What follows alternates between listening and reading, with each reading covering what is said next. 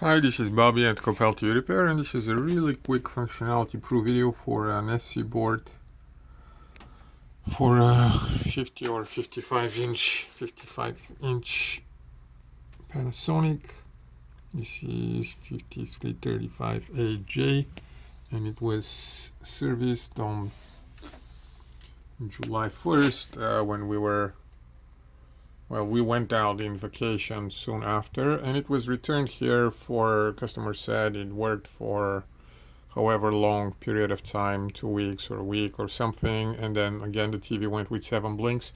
And because of the way we returned them, and I have explained that in details in many other similar videos, it's fairly unusual. The only problem that I remember where those bulbs were failing again after we repaired them was there was a batch of fake chips from China, and they were working really shortly afterward, like 20 minutes or 10, and then they were failing, or they were failing immediately. If the later, we usually catch them apparently when we test, but if it takes 20 minutes, we may not always run them for 20. Anyhow, the point is just to start. That board was actually functional when it came.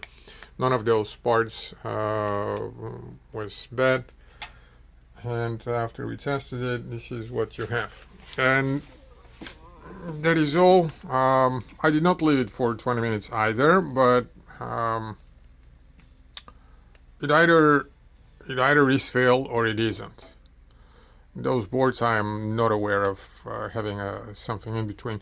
So that is all. The only reason I can think of, unless it does have an intermittent problem, which again is not something that I have ever seen on those boards. Of course, any board can develop that, but the only very common reason for 7 blinks here is either that board goes bad or one of the 2 buffers, usually the top one.